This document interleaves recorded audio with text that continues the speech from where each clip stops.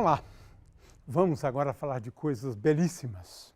Sim, fenômenos ópticos. Já falamos de dois fenômenos ópticos, né?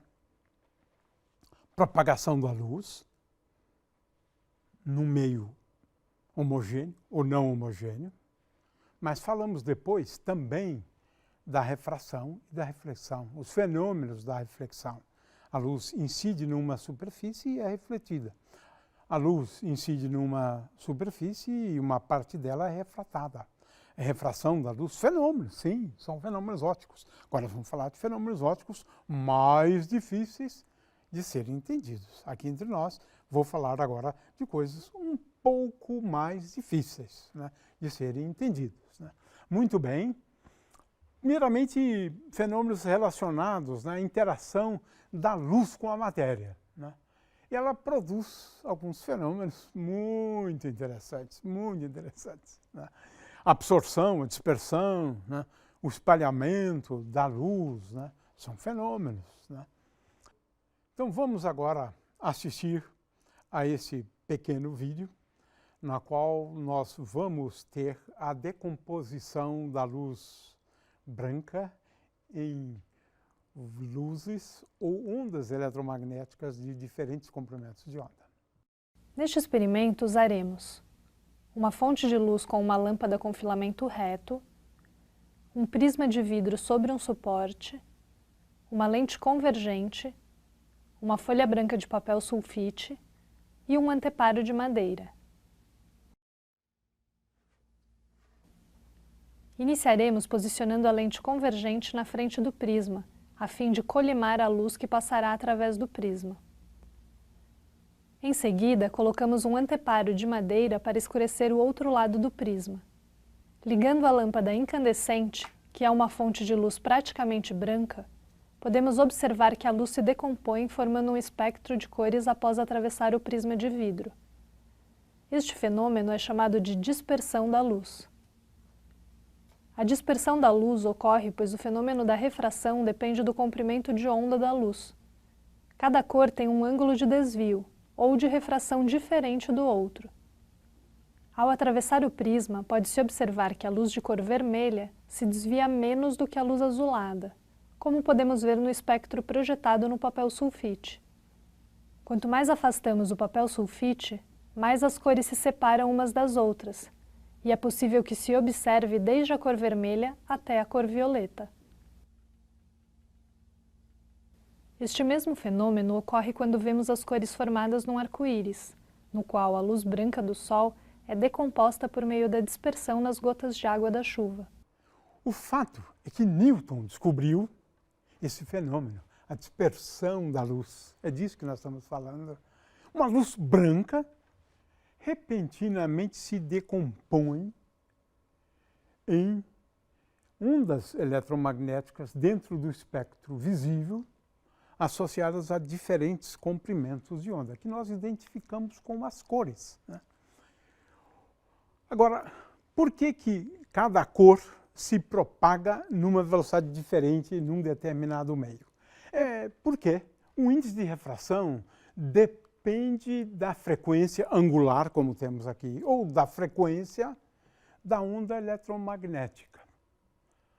Ou seja, a velocidade de propagação de uma onda eletromagnética pode ser diferente para cada comprimento de onda ou para cada frequência. É isso que escrevemos aqui. N pode depender da frequência. Em geral, N depende com o quadrado da frequência. N igual a N0 mais uma constante vezes Ni ao quadrado. Consequentemente, quem tem uma frequência menor, que é associada à cor vermelha, vai sofrer, né, uma mudança de direção que é menor do que, por exemplo, na região do azul, do violeta, que vai se desviar mais, porque o índice de refração para o violeta é maior, né? Então, a explicação é essa. é que o índice de refração depende da frequência e, em princípio, pode ser aproximado por essa expressão. Agora, deduzir essa expressão não é fácil, não. Temos que recorrer, como eu disse antes, ao eletromagnetismo para entender isso. Então, eu estou dando apenas um resultado. Com isso, a gente consegue também ter alguns fenômenos que a gente consegue entender, né, à luz desse fenômeno da dispersão da luz, né? A dispersão da luz acontece nas gotículas, né? E, em geral, a gente pode ver que o arco-íris acontece depois, né, de uma chuva próxima das cachoeiras, né, e assim por diante, porque ali você tem gotículas, a luz incidente, ela sofre então a dispersão e agora forma isso que nós temos aqui. Ou seja, a gente consegue explicar um fenômeno muito belo da natureza, evocando a dispersão da luz, né? É claro que, nesse caso, o observador deve estar, né, a luz solar deve incidir, né, por trás do indivíduo, né? Muito bem. Um outro fenômeno importante, e vamos explicar como é que a gente pode explicar, por exemplo, por que o céu azul, né, com base nisso. A luz é espalhada. Por quê? Porque a matéria contém átomos. Cada átomo, ao receber radiação eletromagnética, ele absorve, mas depois ele vai emitir, é o que a gente chama de espalhar, né? Então, eu tenho aqui, por exemplo, o Sol emitindo luz, tenho aqui várias moléculas no ar, né? Elas absorvem a radiação eletromagnética e depois emitem em várias direções, de forma que cada molécula do ar vai emitir radiação eletromagnética. É isso que nós chamamos de espalhamento. A luz é espalhada. Ela vem do Sol numa direção apenas, mas depois ela é espalhada. Cada átomo vai espalhar numa direção diferente e com intensidades diferentes. No entanto, a seção de choque de espalhamento, que é a grandeza física aqui mais importante, a gente pode mostrar que ela é maior na região do azul, ou seja, a eficiência de espalhar as ondas eletromagnéticas é muito maior na região do azul. Temos aqui um pequeno vídeo sobre o espalhamento da luz. Neste vídeo usaremos uma mesa elevatória, uma cubeta de vidro contendo água, um pouco de leite e uma lanterna.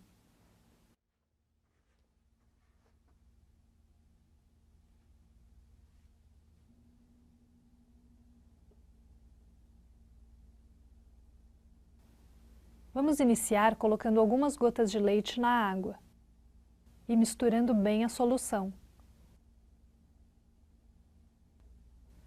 Ligaremos a lanterna que emite uma luz praticamente branca.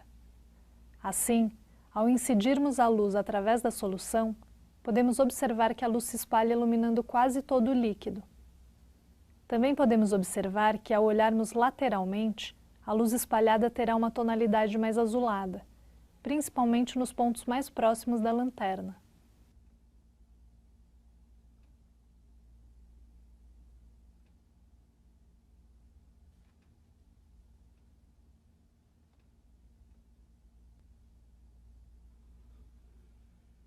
Se virarmos a cubeta e olharmos de um ponto de vista longitudinal, a luz se tornará mais amarelada. Por causa do tamanho das partículas de leite suspensas na água, ocorre o fenômeno de espalhamento da luz, principalmente para os comprimentos de onda próximos da cor azul. O mesmo ocorre na atmosfera, que por causa do tamanho das moléculas, se espalha mais a luz azul, fazendo com que o céu fique azulado e a luz do sol mais amarelada. Mesmo visto de lado, podemos ver que a cubeta fica mais azulada perto da lanterna e mais amarelada no final.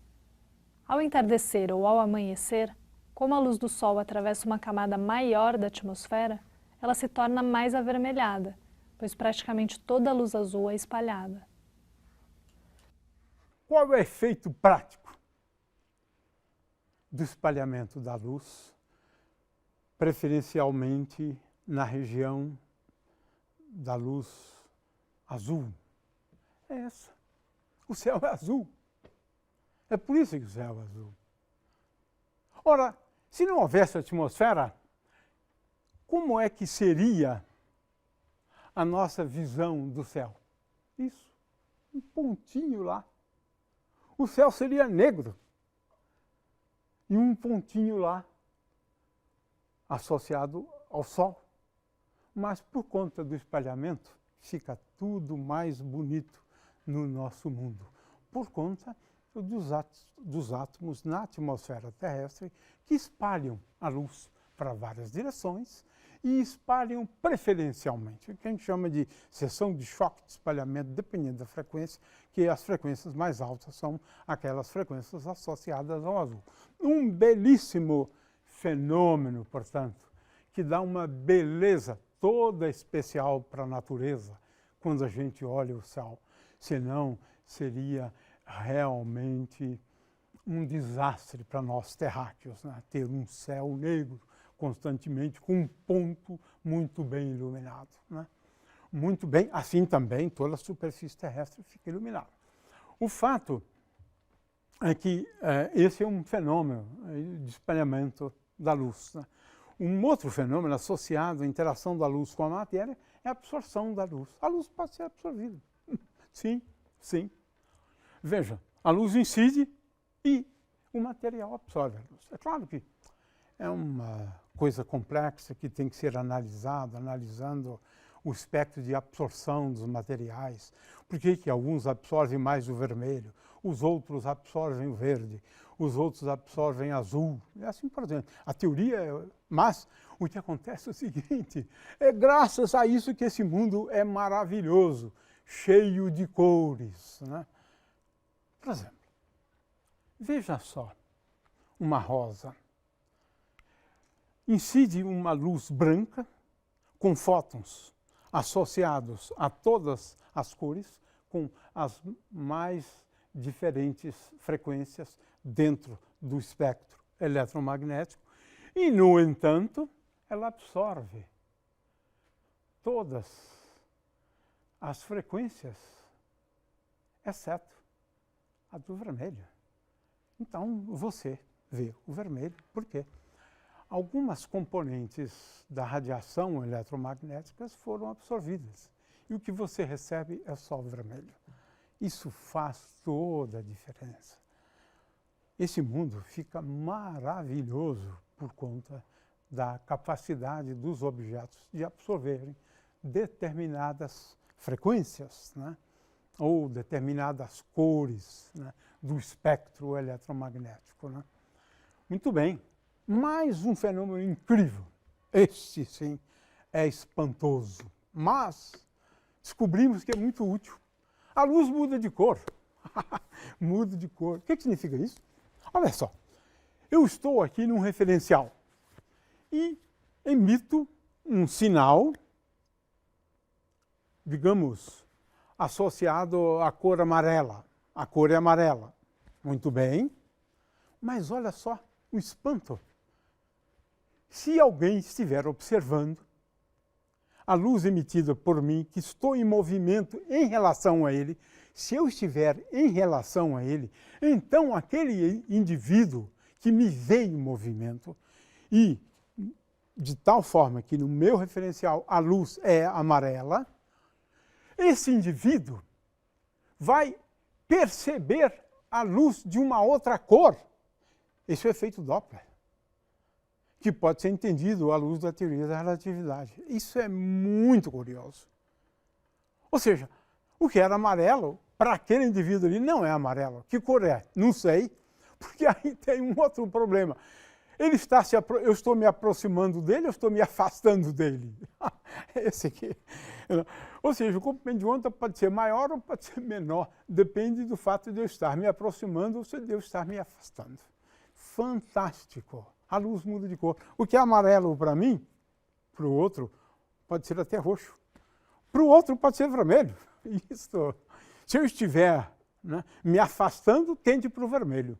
Se eu estiver me aproximando, tendo para o roxo. Isso é incrível, que pode ser entendido como um efeito. Tá?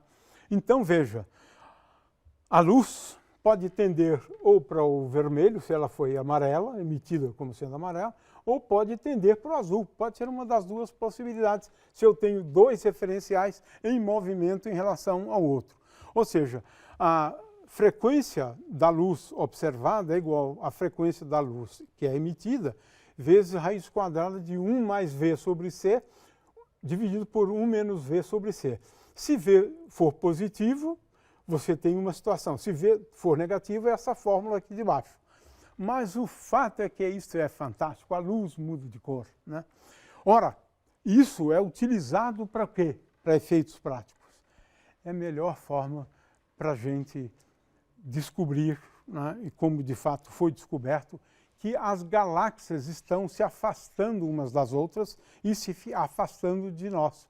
Porque quando há o afastamento, a tendência é do espectro de alguma frequência, digamos, próximo do verde, se estiver em repouso, mas se essa galáxia estiver se afastando de nós, então ocorre a mudança em direção ao vermelho. De outra forma, existe a mudança, mas em direção ao azul, ao violeta, né? Então depende da galáxia estar se afastando, como é o caso da grande maioria, e dela estar se aproximando. E esse aqui acabou se constituindo num dos grandes métodos para medida das distâncias das galáxias. Porque a partir do redshift eu posso inferir a velocidade. E a distância, de acordo com a lei de Hubble, a distância é igual à velocidade, né, vezes a constante de Hubble. Essa é a maneira que a gente tem, maneira indireta, curioso. Né? Mas é isso, a luz muda de cor e agora a partir da mudança eu posso inferir a velocidade. E a partir da inferência da velocidade eu posso medir a distância das galáxias. É um efeito belíssimo. A luz muda de cor. Muito bem. Dois fenômenos agora, que eu vou descrever rapidamente, né? Um deles é o fenômeno da interferência de ondas. O que significa interferência? Eu tenho uma onda, tenho uma segunda onda, e em determinados pontos do espaço elas interferem de uma forma construtiva. A intensidade é maior, né? A amplitude da onda cresce. Em outros lugares, a intensidade da onda decresce. Então, a interferência pode ser no sentido de amplificar o efeito ou de reduzir o efeito. Né? Então, para a gente entender esse fenômeno aqui, vamos assistir a esse pequeno vídeo. Neste vídeo usaremos uma cuba de ondas, uma haste plana acoplada a um motor com frequência ajustável, uma haste com esferas de plástico e obstáculos feitos com barras de PVC. Iniciaremos ligando o motor, que fará com que a haste plana provoque um movimento vertical na superfície da água, formando ondas planas que são projetadas na tela por meio de um espelho. Se posicionarmos obstáculos de PVC na frente das ondas, podemos observar o fenômeno da difração, no qual as ondas tendem a contornar obstáculos formando ondas circulares.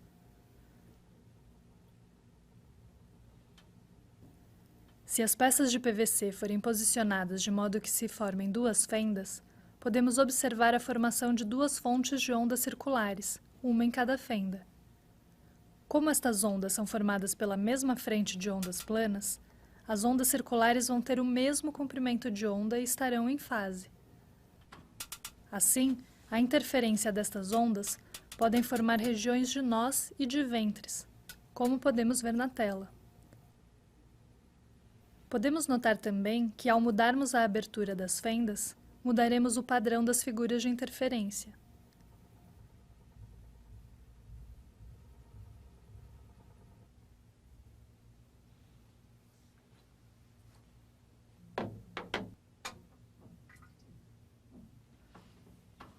Outra maneira de se obter interferência das ondas é por meio de ondas circulares formadas por duas esferas de plástico tocando a superfície da água.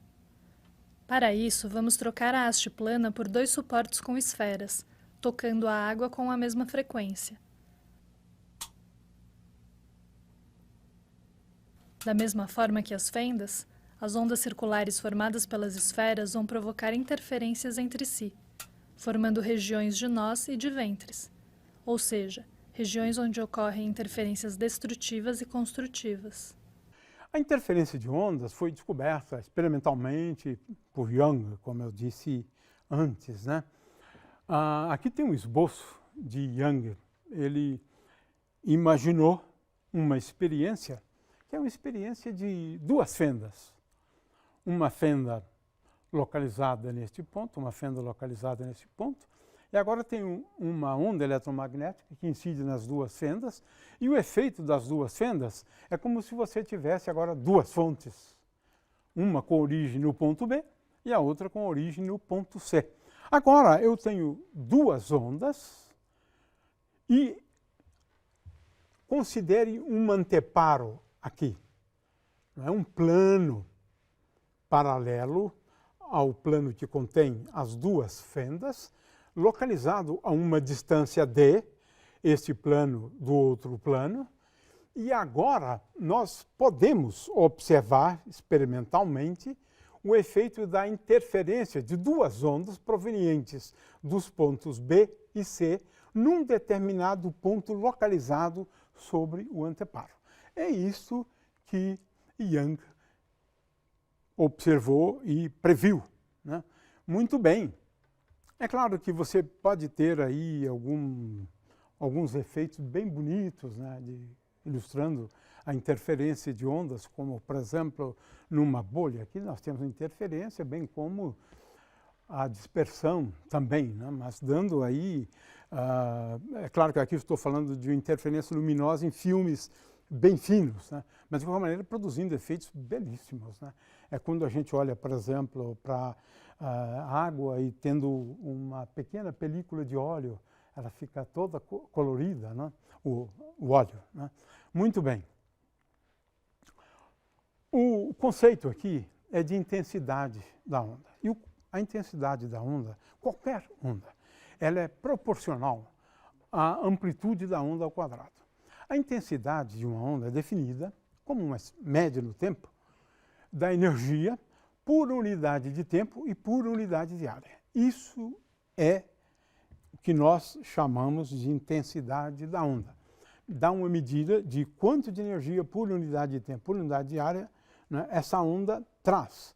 Então, se eu considerar uma área de 1 metro quadrado, eu agora posso determinar quanto de energia por unidade de tempo incide sobre esse 1 metro quadrado, se eu conhecer a intensidade. A intensidade, portanto, de uma onda é a energia que ela transporta por unidade de tempo, por unidade de área.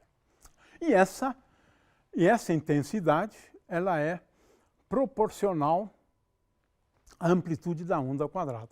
Se eu tenho, então, duas ondas, vamos pensar naquela experiência lá. Eu tenho uma fonte 1, uma fonte 2, e agora eu tenho um ponto P que está a uma distância R1 da fonte 1 e uma distância R2 da fonte 2. Eu posso considerar fontes produzindo ondas esféricas, mas pode ser também ondas planas. Isso não é tão importante para as nossas considerações, né? O fato é que o resultado, né, da superposição de duas ondas, uma delas com um campo elétrico E1 vezes o cosseno de φ1, mais E2 vezes cosseno de φ2, ou seja, eu tenho uma onda cuja componente x eu escrevo E1 cosseno φ1, componente x da onda E2 cosseno de φ2, e a componente y, que eu escrevo a resultante como sendo E vezes seno φ igual a E1 vezes seno φ1 mais E2 vezes seno φ2. Essa fase eu posso determinar, né, a partir, tomando esse termo dividido por aquele, você então vai ver que φ é dado pelo arco cuja tangente é 1 seno φ1 mais E2 seno φ2 e dividido pelo termo envolvendo o cosseno de φ1 e φ2. O que importa é que o módulo do campo elétrico resultante, né, de cada uma das ondas, porque eu estou falando de ondas eletromagnéticas, é dado por essa expressão, né, EX, né, E cosseno φ ao quadrado, E seno φ ao quadrado, quer dizer, E ao quadrado cosseno φ ao quadrado, E ao quadrado seno φ ao quadrado, esse é o módulo, isso é dado por essa expressão. Consequentemente, o campo elétrico resultante da superposição de dois campos elétricos, né, cada um deles com uma fase diferente, é dado por essa expressão. Isso é importante para efeito da intensidade. Conclusão. Como a intensidade é proporcional à raiz quadrada de E1 e raiz quadrada de E2, né? Então, a intensidade E1, né? A intensidade E1 é igual a E1 ao quadrado, né? E a intensidade E2 é igual a E2 ao quadrado. O fato é que a intensidade da onda resultante é dada pela intensidade de uma das ondas, mais a intensidade da outra onda, mais 2 vezes a raiz quadrada de I1 menos I1 vezes I2, vezes o cosseno da diferença de fases. É esse o ponto fundamental, diferença de fase de cada uma das ondas. E essas diferenças de fase, elas são dadas pelo K é o vetor de onda, a gente vai ver isso depois, né? Que é igual a 2π sobre lambda, lambda é o comprimento da onda, né? É o comprimento de onda da onda, e aqui tem a diferença de distância.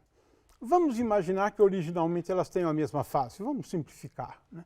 Olha só, a intensidade, se eu considerar o caso simples de duas fontes com a mesma intensidade, olha só essa expressão, a intensidade 4 vezes zero vezes cosseno ao quadrado de φ2 menos φ1 sobre 2.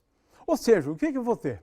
Em alguns pontos, né, cuja a diferença de fase é igual a m vezes 2π, eu tenho aqui o máximo, 4 vezes zero. Olha só, a intensidade é multiplicada por 4. Né? E tenho também alguns pontos que a intensidade é nula. Então, a intensidade máxima é 4 e 0, a intensidade mínima é igual a 0, né? Em alguns casos. Né? Depende dos valores. Né? E se um for diferente de 2, a intensidade passa por um máximo dado por raiz quadrada de 1 mais raiz quadrada de 2 ao quadrado, e no outro a diferença. Ou seja, o que significa, então, a interferência de ondas? É esse efeito de, em alguns casos, a intensidade ficar muito grande e, em alguns pontos, a intensidade ficar muito pequena. Eu não posso fazer essa análise em termos, né, da diferença de comprimentos ópticos, né, ou de caminhos ópticos, mas isso pode ser melhor ilustrado no caso da experiência de Young, né, onde aqui eu tenho duas fendas, essa distância agora aqui é d pequeno, a distância entre as duas fendas, d grande é a distância do anteparo até o plano que contém as duas fendas. Né? Eu coloco o meu referencial à origem equidistante de cada uma das duas fendas, continuo aqui com z igual a d.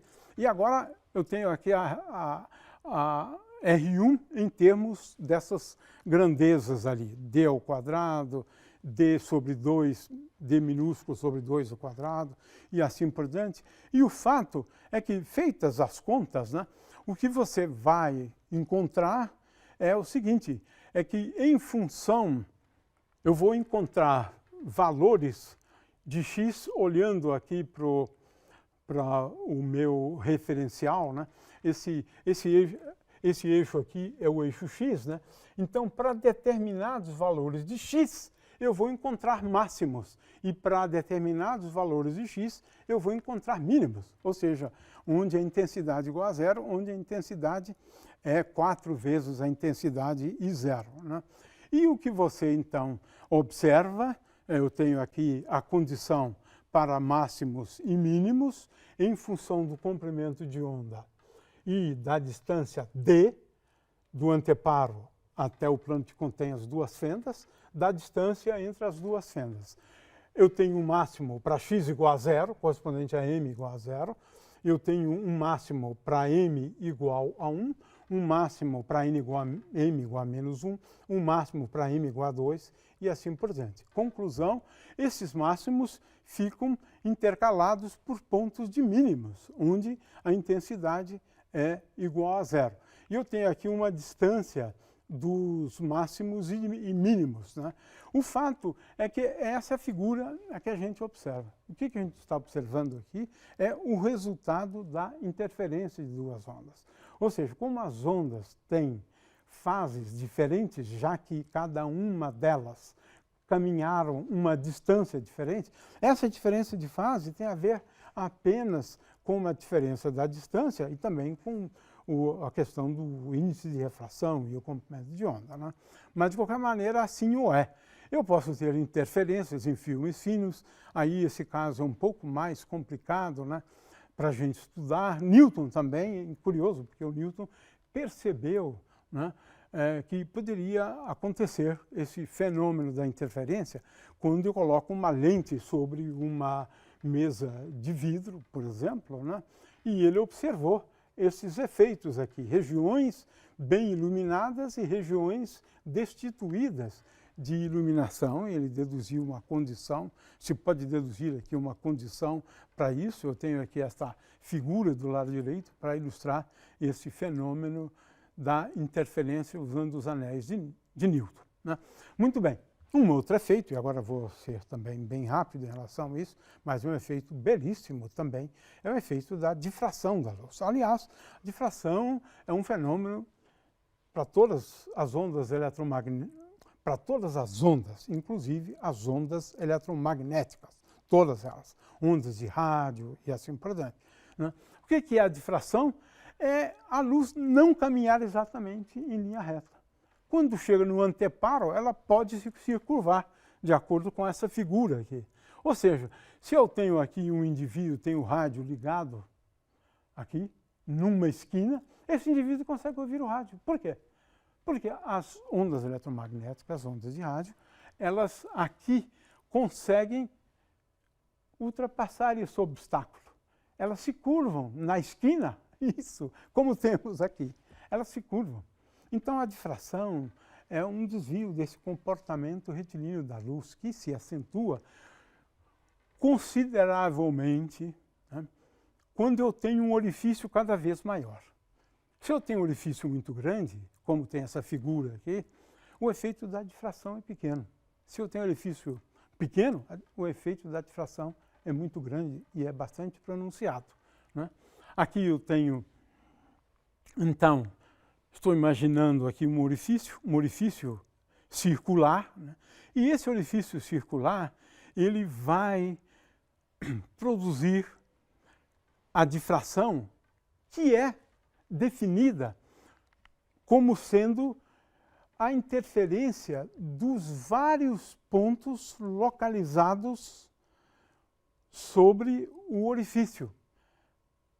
Cada ponto acaba sendo algo que consegue produzir ondas eletromagnéticas. E essas ondas eletromagnéticas geradas em cada ponto vão produzir uma interferência. Agora, essa interferência, o estudo dela é mais complicado porque ela envolve integrais. Eu tenho que somar sobre cada ponto.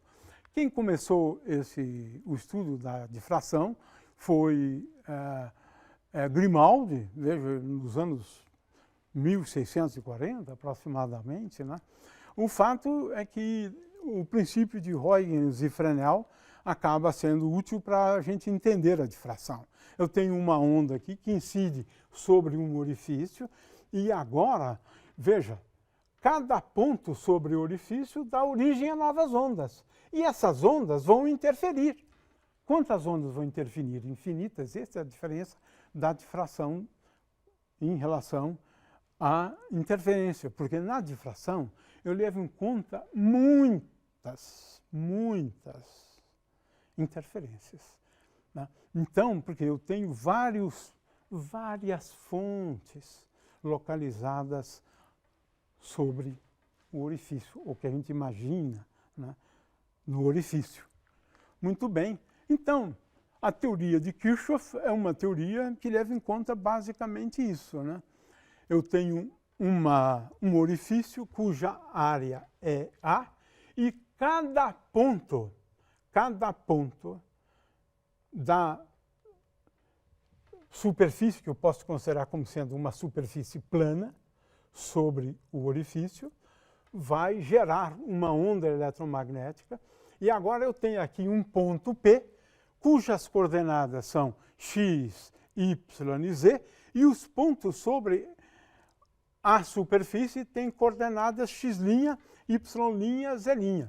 E aqui eu tenho um integral que envolve essa função x menos x0', y0, aliás, x0, y0 e z0 são os pontos dos pontos sobre a superfície, né?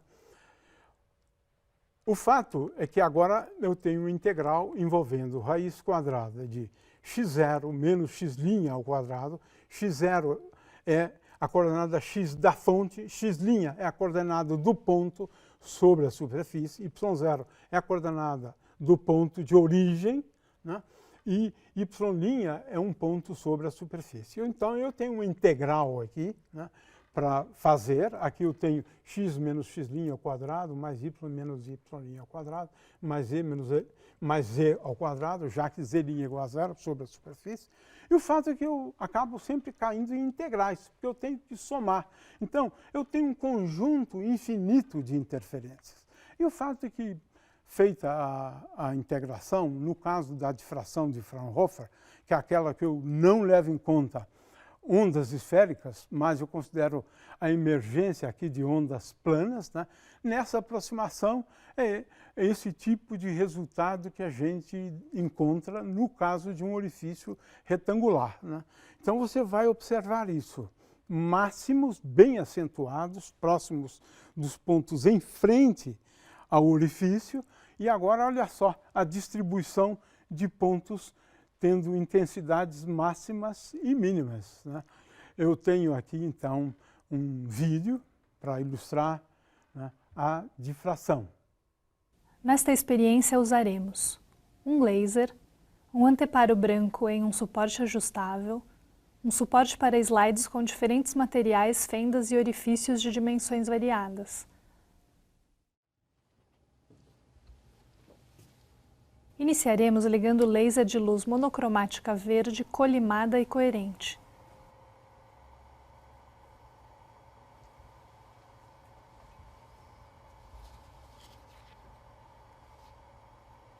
Em seguida, com uma fenda, poderemos ver os efeitos da difração da luz. Para isso, usaremos duas lâminas de barbear coladas numa placa fina de acrílico de maneira que formem uma fenda. O importante é que essa fenda seja muito fina, de modo que possamos observar as figuras de interferência da luz. Posicionando a fenda bem em frente ao feixe, visualizaremos as figuras de difração e interferência da luz que passa através da fenda. Ao variarmos a espessura da fenda, podemos ver a mudança nas figuras no anteparo.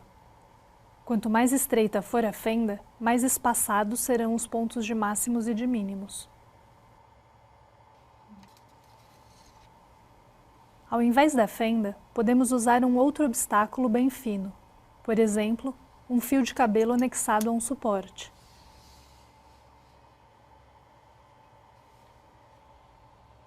Posicionando-se o fio bem em frente ao feixe, podemos visualizar o mesmo tipo de figura. Se medirmos a distância entre os mínimos de luz e a distância do fio de cabelo até o anteparo, e sabendo-se o comprimento de onda da luz verde, poderemos determinar o diâmetro do fio de cabelo.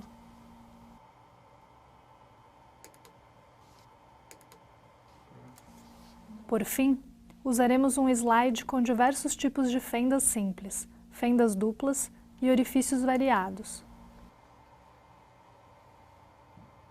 Cada tipo de fenda ou orifício produzirá uma figura diferente na tela.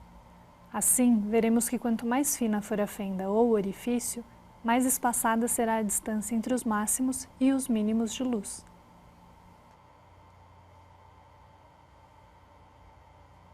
O fato é que, no caso de um orifício circular, esse é o tipo de comportamento da distribuição de intensidade da luz, né? É claro que a função que descreve isso é uma função especial e não vale a pena, então, a gente entrar nesse tipo de detalhe.